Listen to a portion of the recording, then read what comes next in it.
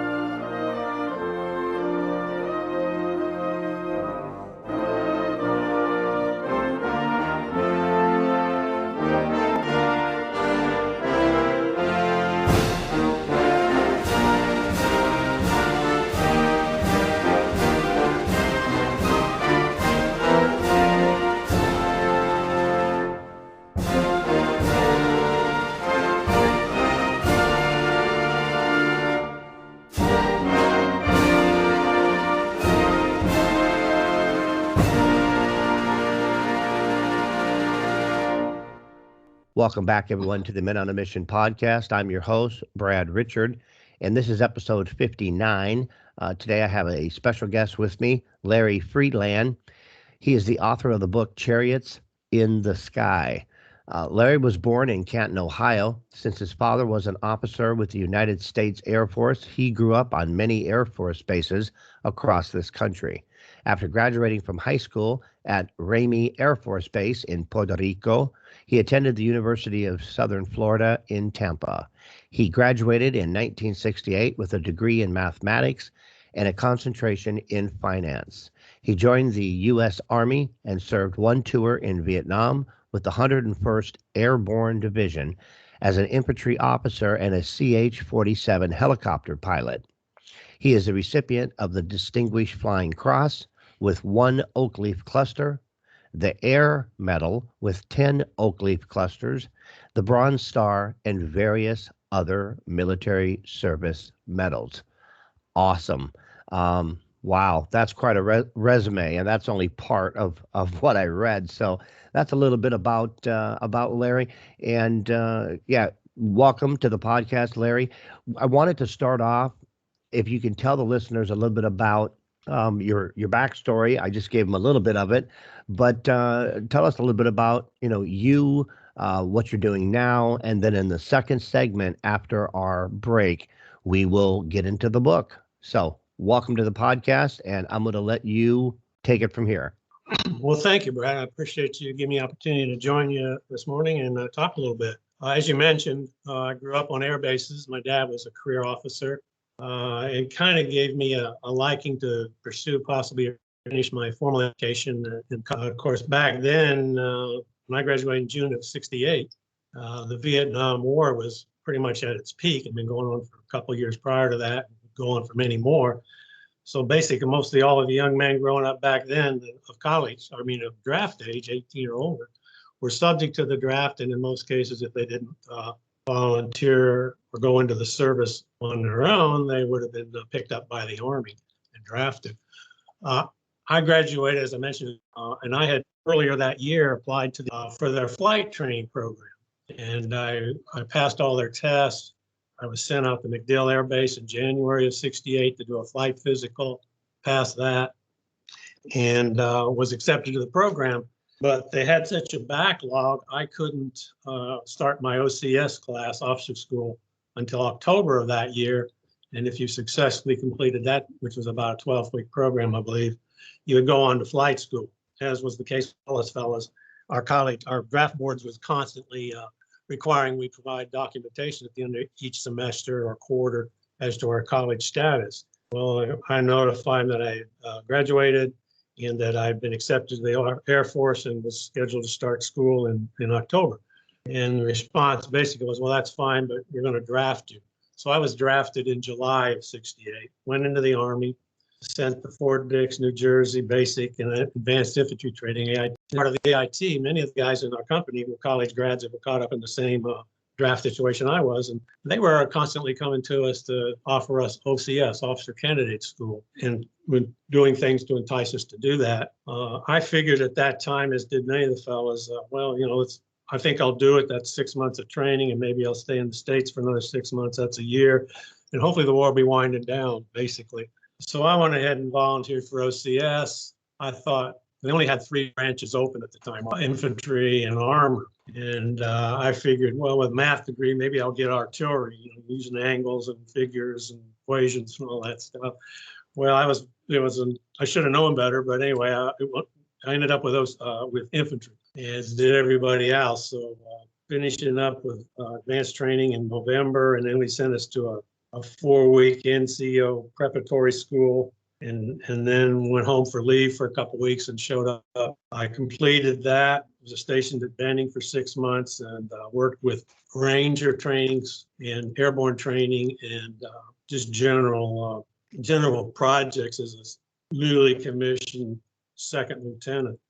During that process of about 6 months, I met and worked a little bit with a lot of helicopter aviators. And they basically said, you're in the infantry, we're going to fly. Why don't you look at going into helicopters? If you go to Vietnam, which you will, of course, you'll get a little bit, you have a little more flexibility. You could be in a bigger base camp. You're going to get some hot showers and some food and all those nice things. And if you're an infantry officer out in the bush, it's a little bit rougher. So I went ahead and threw my hat in the ring, got accepted. And in January of 1970, I started my 11-month training program as an aviator. Fort Walters, then Fort Rucker, and graduated after about 9.5 months. Everybody qualified, and of course, you got your wings. I was very fortunate at that time.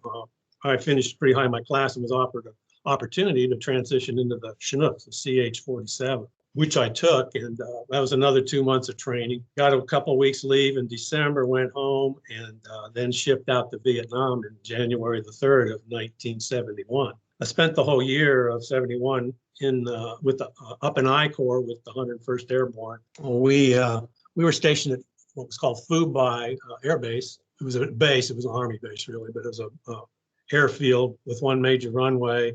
And most of the 101st aviation assets were stationed around that base.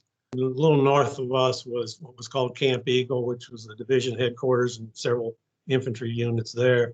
And then a little north of that was Way, and then a little north of that was the big base called Camp Evans, another 101st stronghold, if you will. At that time in 91, had responsibility for the entire northern I Corps, which encompassed Way, Phu Bai, the Ashaw Valley, Khe Sanh, and the demilitarized zone. So we had quite a bit of territory. Unbeknownst to the fellows that joined or came in when I did that early part of January, they have been planning a major operation, which we'll talk about later. It's central to my book, but they had planned an invasion into Lae, American helicopter air support, because the South Vietnamese, they didn't have any helicopter abilities. They hadn't really been trained yet. We had been Vietnamizing the war in 70. President Nixon wanted to turn the war with South Vietnamese as quick as possible. So they had started in earnest in 70 with infantry units and mechanized units, but they really didn't get into the aviation aspect much until the end of 70, going into 71. So the bottom line, at the time of this 4 months and ended up running only 2 months, we, the Americans, provided them with all their helicopter air support. And I'll cover that a little later. But after that ended, the tour, I completed the rest of my tour there with the 101st in Phu Bai, and came back in December, just a couple of days before Christmas, December of 71. I was assigned at Fort Benning as one of the aides to the commanding general there at the post. Fly a little bit each month to get my minimums. I really didn't care too much about getting back in the cockpit for an extended period each month. I'd had quite a bit of flying for the past year, and kind of wanted to just stay on the ground as much as possible for a while. So I was given the opportunity to work for the general, which I took, and it was 1.5 years working in that capacity. Really enjoyed that. Thought I could really get used to this, but you can't do that for your whole career. And I had just decided it was time for me to get out of the service and move on and pursue a discharged in September of 1970, and went into banking, which is one of the industries I had thought I would enjoy. And I started out in Columbus, Georgia with the Trust Company Bank and moved on to Atlanta and was with them for many years and then moved on to CNS Organization, which was headquartered in Atlanta. And then they went through a series of transitions, being required, merging and all those things. And then moved on to Wachovia, which ultimately got merged and acquired. So about 28, almost 29, which I did. And then I moved into 3 years of consulting here in the Atlanta area where I live, financial consulting. And then pretty much got tired of that. So I've always thought I'd like to be a teacher. So I fiddled around with that for about a year. And I ended up being hired as an instructor at a technical college for 7 years, teaching their leadership and management development programs. Really enjoyed that. And then took full retirement at 65, doing a lot of traveling, community events. I've supported veterans organizations and veterans activities really since getting out of the Army back in 73, but really stepped up my game about 15 years back and pretty much stayed active in that. And we have our oldest granddaughter, Elena, is 17, but she was born with cystic fibrosis. And we got involved in the CF Foundation, Cystic Fibrosis Foundation, really before the end of her first year. And then more recently, I took to writing this first book, The Chariots in the Sky, about 2 years back. I started on that. It was published in May this year.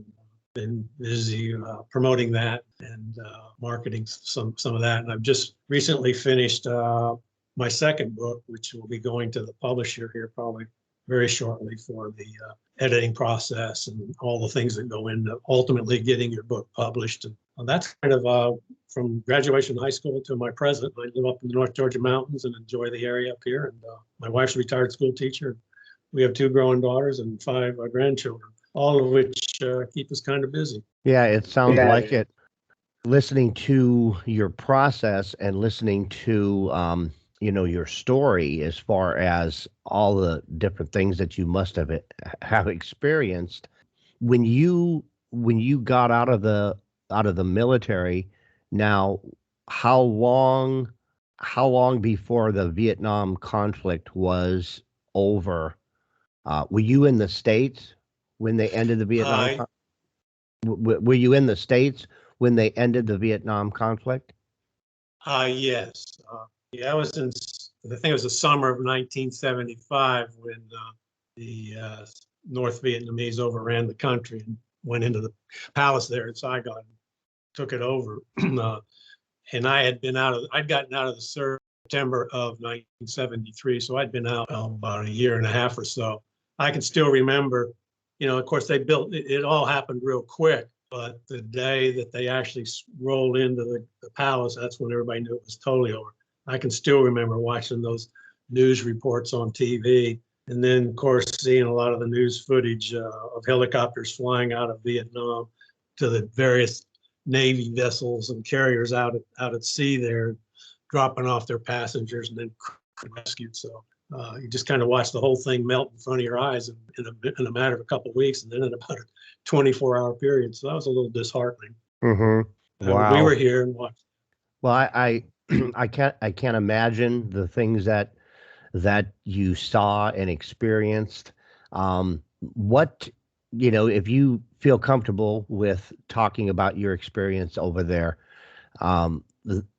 there's a lot of veterans that are going to be listening to this podcast that were there also, possibly not in the same position that you were, but what is your general sense of that entire campaign?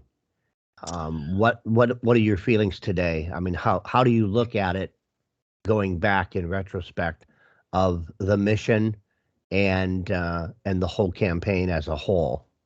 I know that's kind of a loaded question, but try to address that if you can. It's a good question. I get asked that a lot over the years, as I'm sure a lot of veterans do that talk about their experience or get questioned about any of it. I had grown up with the war. Let me give you a quick backstory. I mean, I graduated from high school in June of 1964 down at Ramey Air Base. The year before I graduated, one of my friends who was a senior the previous year had gone into the Army, the 82nd Airborne, and we didn't know at the time, but shipped out to Vietnam. He was killed over there.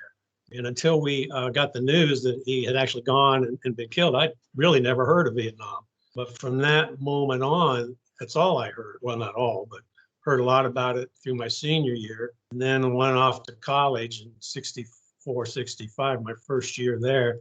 And it became a little more prevalent. Of course, I had registered for the draft when I turned 18. And by my sophomore year, the war was front and center on the news all the time. That would be 65, 66. And then the Vietnam War. And when I graduated, like I said earlier, at 68, I was drafted into the Army. My feelings up until that point pretty much were, keeping in mind I had grown up in an Air Force family. I knew a lot of veterans. I knew a lot of active duty. I thought I wanted to be a pilot. And my personal heroes have always been World War II veterans. Particularly, I've known a lot going way back. But so I've always been around those kind of men, and I thought it would be, I'm getting called up, I need to go do what I need to do. But by the time 68 rolled around and it was my turn, so to speak, I had reservations. I wasn't a protester or anything, but I had reservations about the war. I kept thinking, how can we be fighting over there and not really making a lot of progress and not allowed to go after the enemy, which basically at that time was in the North Vietnam. Just the whole strategy of fighting the war, not that I would have been an expert by any stretch. So I had my doubts. Went through all that training and then got to Vietnam. And when I arrived there, the war in Vietnam by then was very unpopular. You know, we had the 68, 69 after Tet. The country was really starting to protest the war and the strategy and all those things. So it was certainly by the time I got there, it was not a popular war.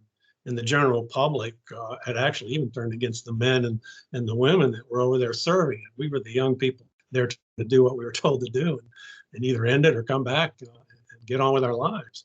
So, but by then my attitude was, we've wasted, that was 71, 72. I had heard stories and before I got there, and really, you know, when you get there, you form your own opinions, you see what's going on.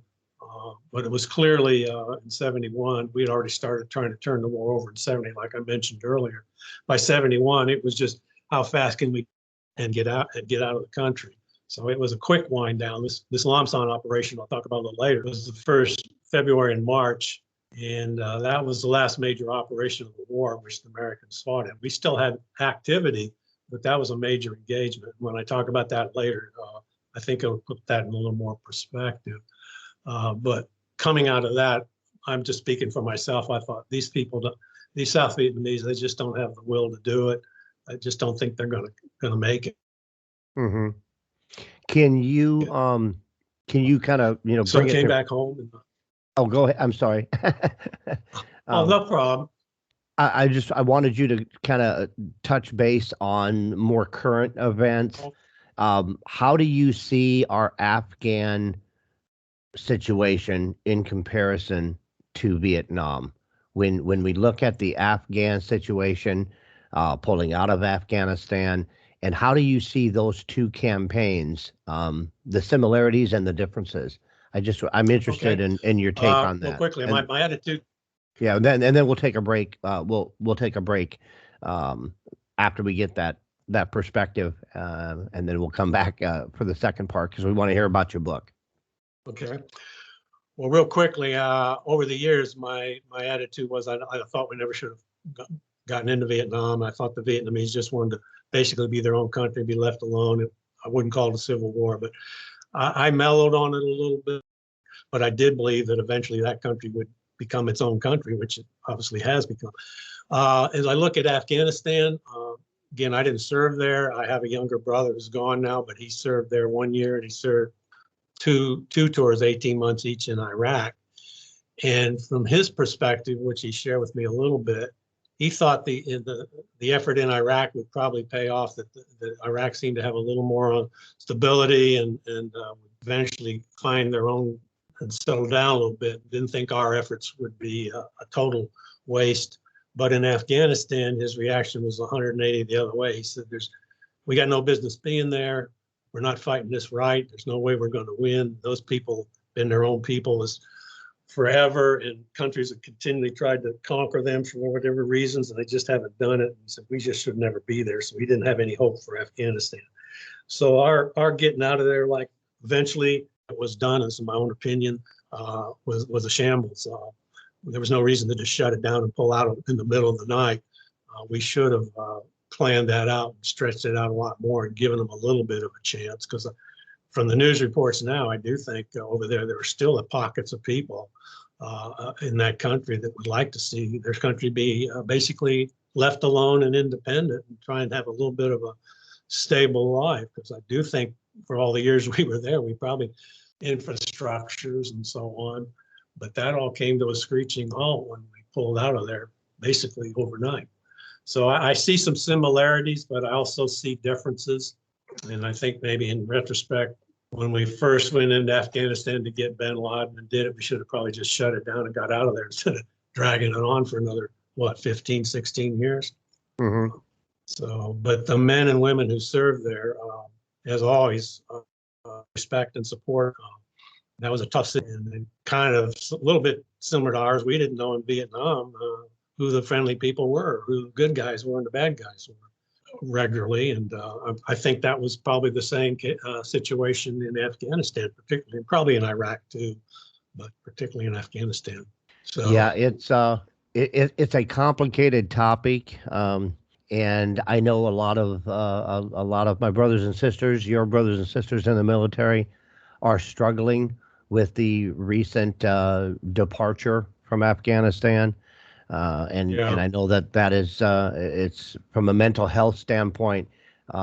There's a lot of struggle right now, with Afghanistan, and remembering back to Vietnam and the thousands and thousands of people that we lost, as well as people that were left behind there as well.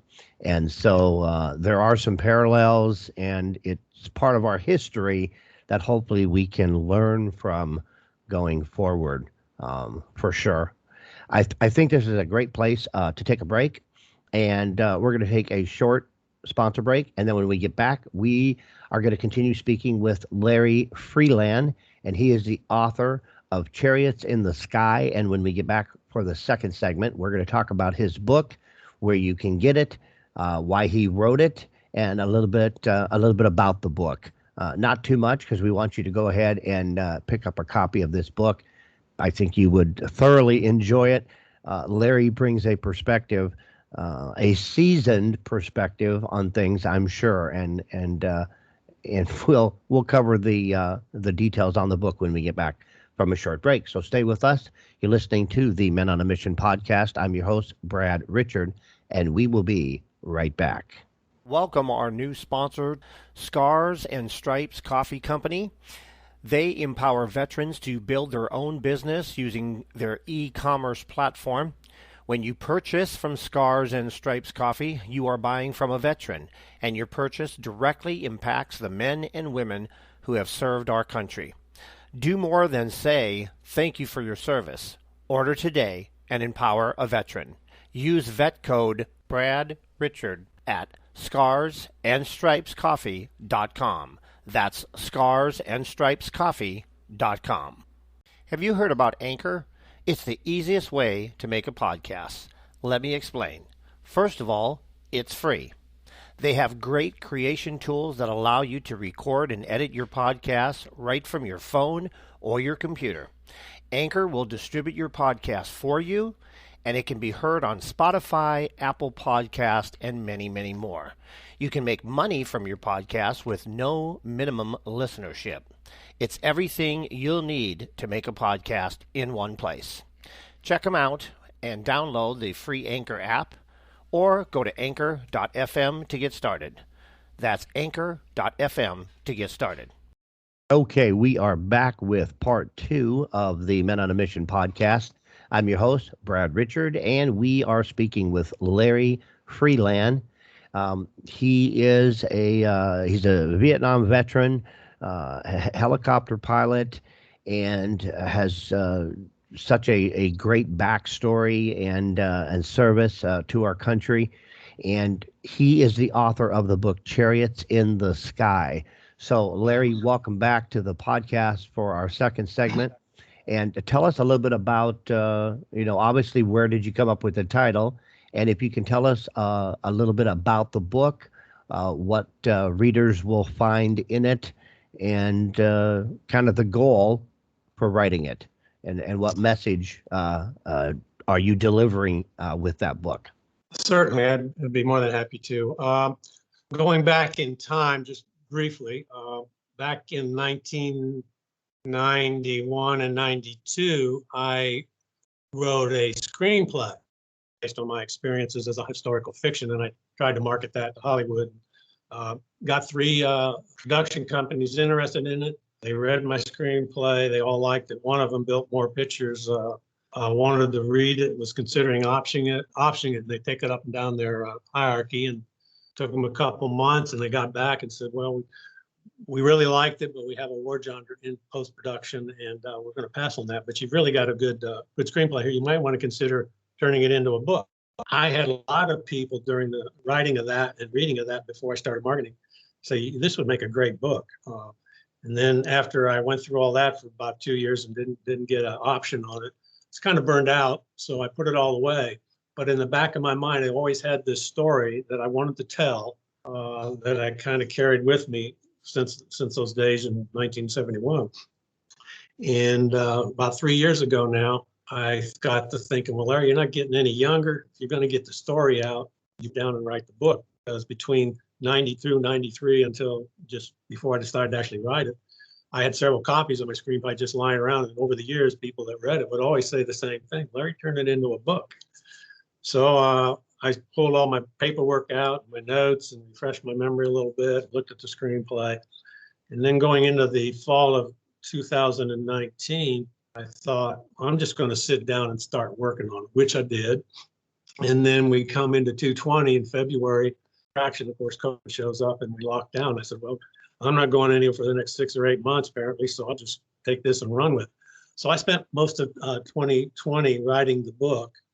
And when I was done, I identified a couple of publishers that were taking on new manuscripts if they were good, or they thought they were good. And I contacted two, and both were interested, but Published Authority here in Atlanta and out in California was really in the story and saw a lot of potential in it. And we ended up signing a contract and working together. And the book was actually published in the end of April of this year, into May. It's available on 5 sites, and I'll come to that later. But it's been out there and it's been doing quite well. I've been very gratified and pleased by the reviews I've gotten from individuals and organizations. Most, not all of them, but many of them I've posted on my website. There's starting to get more on the reviews under Amazon, because that's where one of the locations you can buy the book in paperback or in ebook, Kindle. But let's talk a little bit about the story. Chariots in the Sky. It's a historical fiction book. The unit, the 101st, the Operation Lamson, which I'll cover in a minute, the area we flew around in, the fire bases, many of the combat action or operations we flew on were based loosely on historical actions, if you will. My characters are all fictional, obviously, as historical fiction. And I wrote the main character. His name is Captain Taylor St. James. He's called TJ. I built him as what I consider to be the epitome of a Vietnam helicopter pilot during the war, and wanted him to kind of encompass the characteristics and attitudes and bravery that a pilot would go through collectively that we all experience to some extent. And so I built him as the center point, and then all the various characters in the book are again, they're fictional, but obviously I drew a little bit on different people I met and worked with over really my 5 years in the Army and my 1 year there in Vietnam.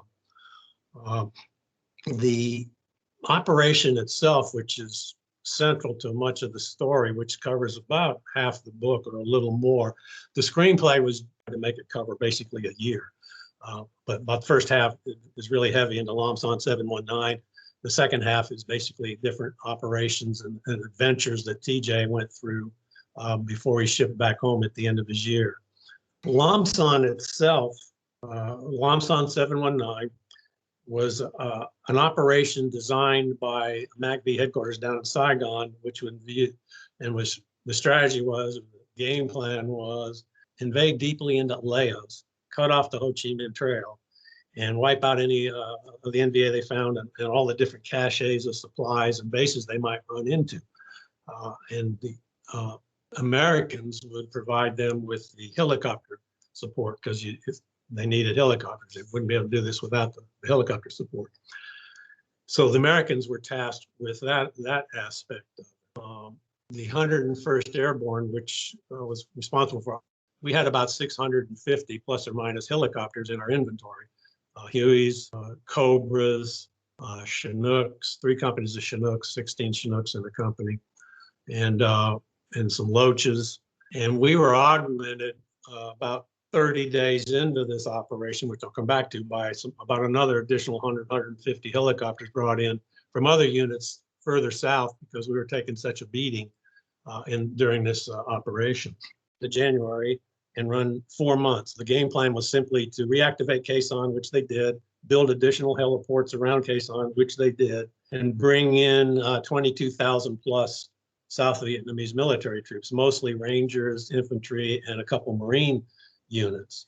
And their job would be to go to attack into Laos, go down a dirt road called Route 9, and parallel on that dirt road to the left was a little river.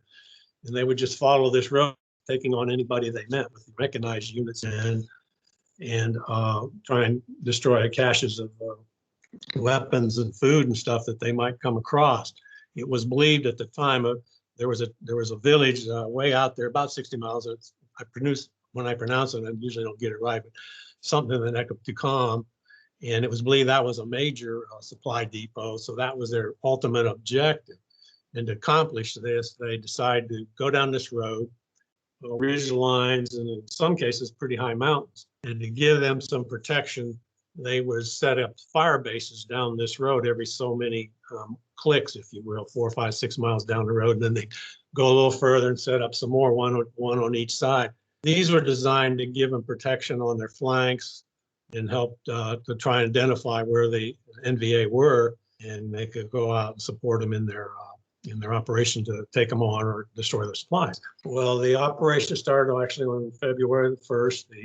The South Vietnamese mechanized started down Route 9, and we, being the 101st, launched our first massive helicopter assaults into Laos and set up a couple fire bases on each side of the road. The first one, the 2 on the right, were first they did, I think, with Firebase 30, 31. And then there was 2 set up on the left. I can't remember their names off the top of my head.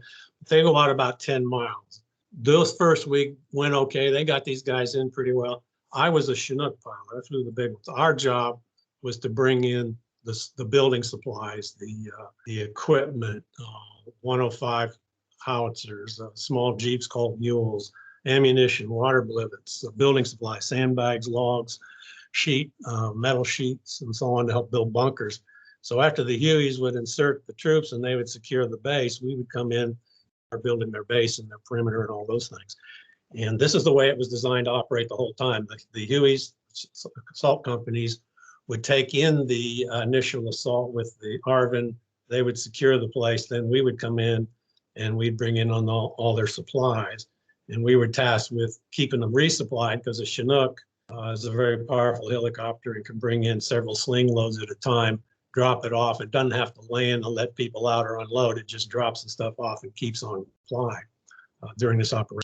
The second week that we got into it, things had started to deteriorate pretty rapidly. The North Vietnamese got their forces together and started challenging and attacking the bases we had put in on the first group, the first 10 miles out. And we began the second week inserting troops another 10 miles out, setting up a couple more fire bases on each side of the road. In these cases, we'd insert the troops and they'd come under heavy fire just to get these guys in to set up the base, which we really hadn't encountered the first week. But the second week, that activity picked up. There wasn't a fire base we tried to set up from that point on that we weren't attacked going in to set it up. And then the fire bases we had already set up came under attack. So the second week on until the operation ended, every fire base that was set up was attacked continually. Every fire base we went in to set up, we were attacked. An attritional slugfest for the helicopter pilots. And I'm going to read some statistics here in a minute to put that in perspective. But it got so bad that they decided to call the operation off after 60 days instead of going an additional 60 days, 2 months versus 4 months. We got about halfway out with fire base, about 30 miles out, and just trying to be able to say they accomplished the mission and took on that to come. It was about 60 miles out, and we just flew everything they needed out there, attack troops, not supplies, because they were going in, taking over, spend the day, get what they needed and get out, so they could simply say they took the town, which we did, and there was no opposition, and there wasn't anything there really for them to take out. So they already knew that we were coming. Now, an aside to that is, unbeknownst at the time, because flying in and out of these bases, a lot of the pilots, including myself, kept saying, what we're doing, where we're going. Of course, it's not hard to hear Hugh helicopters and kind of figure out where they're going, but to know where you're going before you even got there to set something up was a little peculiar. Turns out there was the highest level NVA spy was in MACV in Saigon. He was actually a reporter that had access to MACV and other folks, and he was getting all this information about Lam Son 719 and passing it on to the North Vietnamese. Of course, they knew our battle plan, working from those and figuring out their strategies, where they should put their troops. Another perspective, the height of the operation, to about 22,000 South Vietnamese forces were inserted into Laos. The North Vietnamese, by the end of the second week, had brought down over 64,000 troops, taking these guys on. So it was over 3-to-1 advantage to them. Number two, they brought to bear the heaviest firepower helicopters the helicopter pilots ever experienced. Flew in Vietnam to be shot at in a hot LZ. Usually it was machine gun fire, RPGs, probably mortar rounds when you got close to the ground with shrapnel flying around, and a few other things, kind of light, still deadly. But in Laos, by the second week, when we go in, they were shooting 20mm cannons and 40mm cannons at us. If you think back to the old days of World War II, when the pilots would be flying and they get all that German flak way up, those little puffy black clouds, they were shooting stuff. They were shooting that good close to the ground. Those were really pretty accurate. If any one of those hit you, you were gone. And they were shooting 51 calibers, 50 calibers at us, get down close to the ground. RPGs were flying all over the place. Mortar rounds dropping in on us, artillery rounds dropping in on us. And about the second month, many of the fire bases, all the fire bases were under attack, and some of them that were a little bit on the plateaus that had some flat ground, they were getting in the wire and overrunning these fire bases and taking on the Americans and, of course, the Vietnamese on the ground. So heretofore, I don't think, and I'm way out on a limb here, but I don't think that we were engaged by tanks before that time. We may have been, but not to the extent that we would be in this operation. So they threw the kitchen sink at us during the last 6 weeks of this 8-week operation. Costly it was. Just here's some figures. Now keep in mind, this is figures where McNamara was big on figures. Everything had to be a number and a percentage, and it's hard to peg these real close. But there was a little over between 750 and 800 helicopters totally dedicated to Lam Son 719. When we stopped and it was officially declared over on April the 6th, we had lost 108 of those helicopters. Another 618 of the helicopters we used were classified as battle damaged.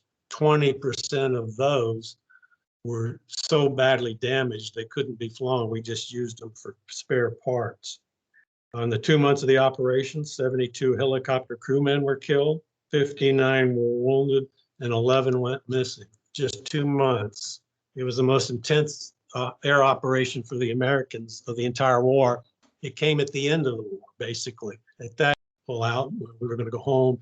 The war was winding down. It had already been winding down last year. It was really picking up steam. And here we were fighting the biggest helicopter battle we'd ever fought in the war in 60 days at the end of the war. Now, who wants to be, as I think it was John Kerry said, the last man to die in Vietnam. Can you imagine getting up every morning, suiting up, getting your weapons, putting them on, putting your chicken plate on, walking out to your helicopter and taking off? And as soon as you flew over that border of Laos, we figured we had about a 50-50 chance of coming back at the end of the day. That's how intense it was over there. It was rough. It was rough for everybody. My book, I built around that. I chose to write the book through the perspective of a Huey assault pilot, because these fellows I have a whole lot of respect for. They lived on the ground. They flew nap of the earth, close to the ground. They were the first guys in to set them up. And then if they were under intense fire, they wouldn't let us Chinooks go in, but if they were under intense fire, the Hueys were charged with getting them whatever supplies they could in and getting their wounded out. It's not to say as a Chinook pilot, we didn't do our share. That's the right word. We did. We went in a lot. I went in many times under very hot LZ conditions. An intense feeling to be going down into that, seeing everything blowing up around you, fire coming up at you, green tracers, red tracers, powder puff. We call them powder puffs every once in a while. Just send a shrapnel flying. So it was rough. It was a tough 60 days. I tried to capture that in the book, and I wanted people to feel TJ's fear, if you will, his emotions, his thoughts, what he saw coming at him and what he put up with as a pilot down there.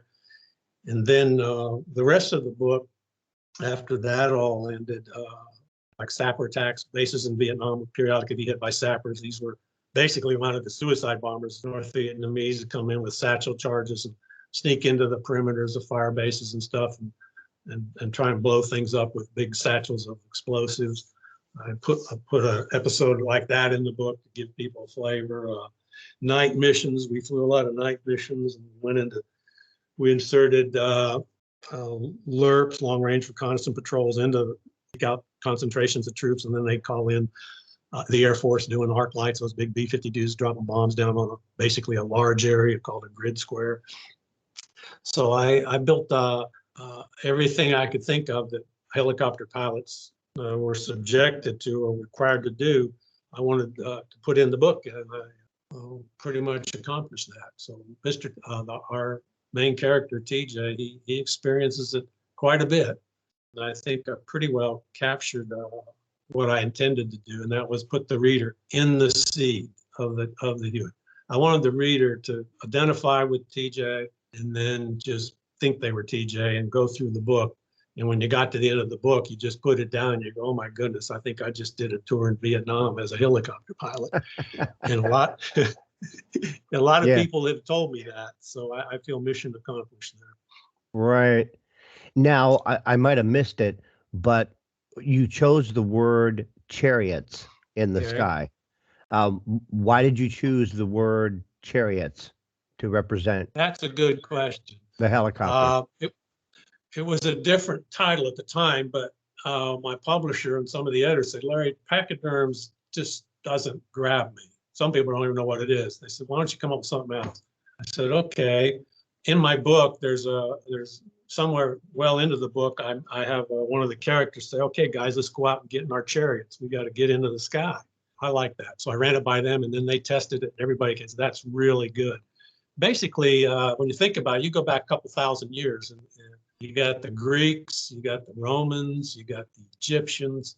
They all used chariots, and chariots were a weapon of war. And they gave the units that had them an advantage over the troops on the ground. And they could get in quick, they could get out quick, they could bring some people in, they could be a firing platform by throwing their spears or shooting their blades off their wheels. They could run through a bunch of troops and cut them up pretty bad. So I thought, man, our Hueys were basically chariots. We took guys in, brought them out. We were firing platforms. We could rain down death on them from different methods, if you will. So that's pretty much how I got it, how I came up with that. It has a nice ring to it, I think. Yeah, it definitely has a great, it gives you a great perspective. Yeah, there's definitely a connection for sure.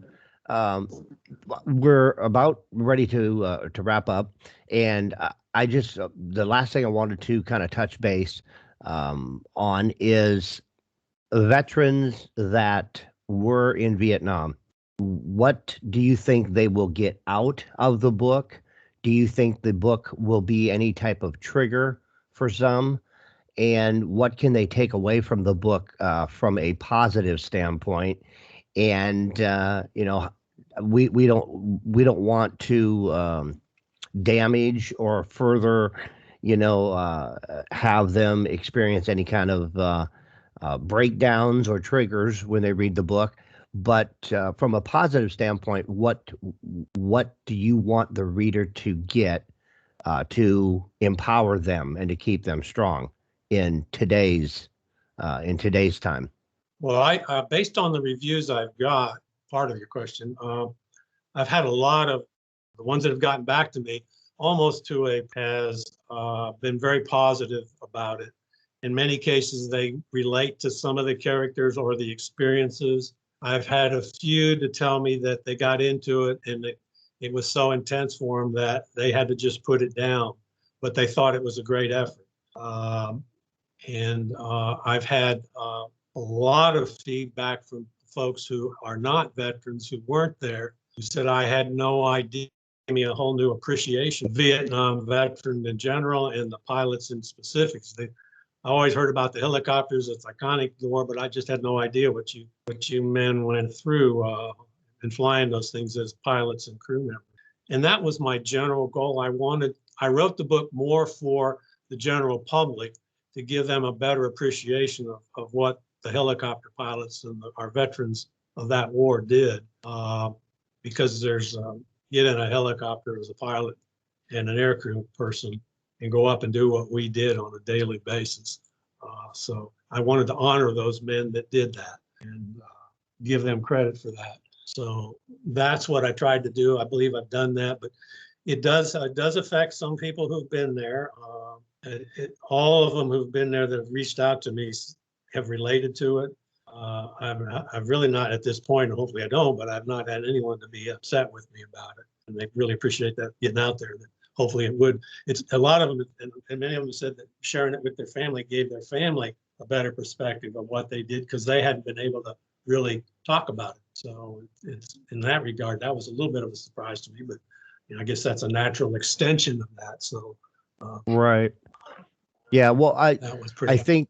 I think sharing your story and to speak for so many, uh, and to be able to share your experience and to let the general public or the civilian population understand the magnitude of that operation and what our men and women went through over there is just kind of invaluable. I think it's really important that that story was told.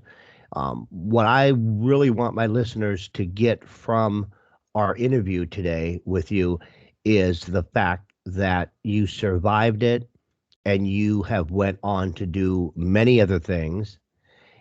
You are a strong advocate for the veterans today, and you survived and you are stronger for that experience. You have a level of relatability, and it is possible for our veterans to go through those types of experiences and become stronger men and women for those experiences. And you are a testament to all the men and women that have served in our military, and you've went on to do just amazing things.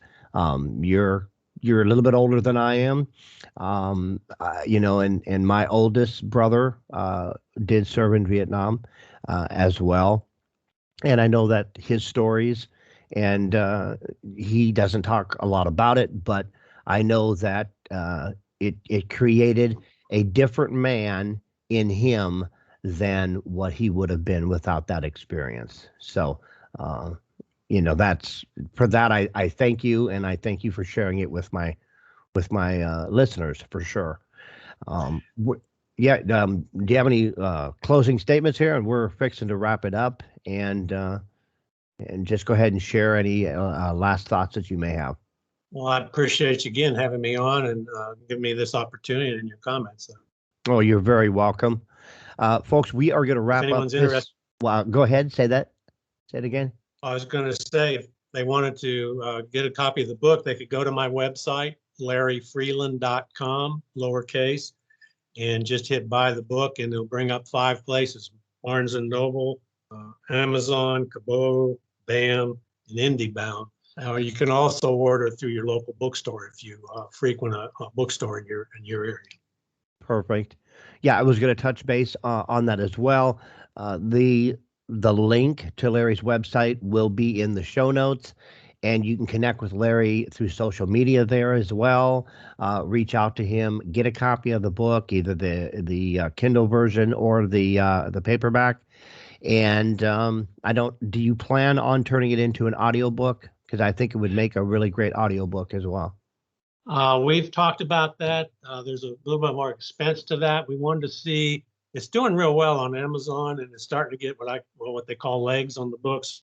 I'd seriously look at converting it to coming up with an audiobook also as an option. Okay, great. I have a resource that I'll share with you off the air for you to maybe get that accomplished. Okay. With little to no financial commitment on your part. So I do have a resource I can share that with you, and we'll do that off air. But yeah, once again, we've been talking with Larry Freeland. He is the author of the book Chariots in the Sky.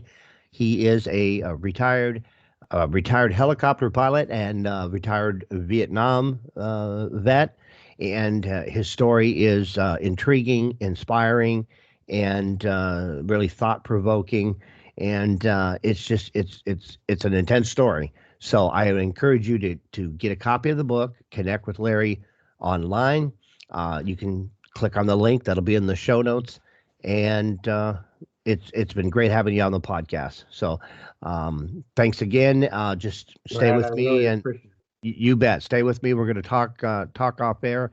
I'm going to go ahead and wrap up this episode 59, and we have been speaking with Larry Freeland, author of the book Chariots in the Sky.